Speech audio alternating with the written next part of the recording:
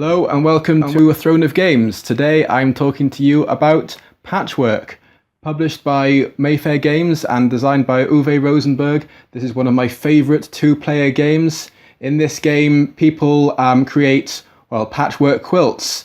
Think of it a bit like Tetris. You're taking tiles from, you're drafting tiles, you're placing them down on your board to create a patchwork quilt in order to score yourself points, and at the end the person with the most points wins. So I'll take you to the table and I'll show you how to play it right now. So step 1, get out the main central board and put it in the middle of the table. Step 2, place out your player tokens. Step 3, get out the leather patches and place them on the board like so. And step 4, lay out all the pieces in a circle around the board. Next, place the pawn clockwise from the smallest tile. Then place the 7x7 point token next to the board. On a player's turn, they can attempt to purchase one of the 3 tiles in front of the pawn marker.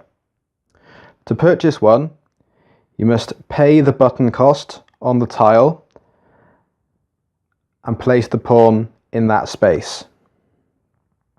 If a player cannot afford any of the 3 tiles in front of them, then they cannot move. The player then places the tile they just purchased anywhere that it will fit on the player board. Then the player moves forward their player token the number of spaces indicated by the timer on the tile they just laid. So in this situation, we'd move forward 2 spaces, like so. After the first turn, every player always has the number of turns needed to be able to pass the player in front. So, for example, if the green player took a tile that was worth 1 point of time, they'd move forward to here, and they'd be able to have another go. Maybe they take another tile worth only 1 time token, and they'd move on top of the yellow player, and they'd be able to go again.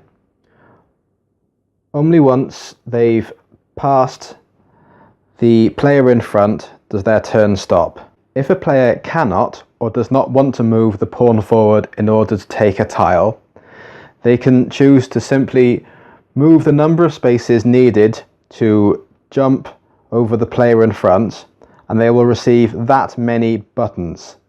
So in this example, I'd move forward 1, 2 spaces, and I'd gain 2 buttons. When a player jumps over the button symbol marked on the board, like so, they are able to take the number of button symbols shown on their player board. So, for example, if this was my player board at this moment, I'd score 5 buttons for crossing the button symbol on the main board.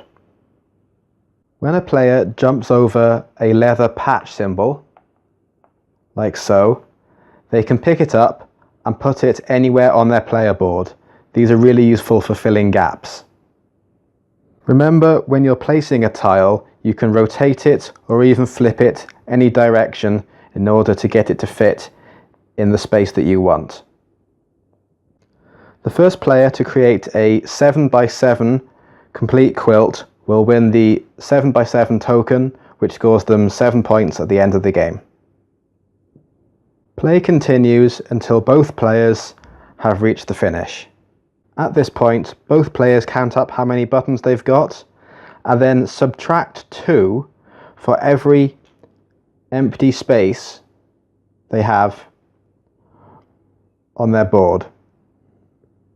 So in this case, I will subtract 10 from my final score. Whoever's got the highest number wins.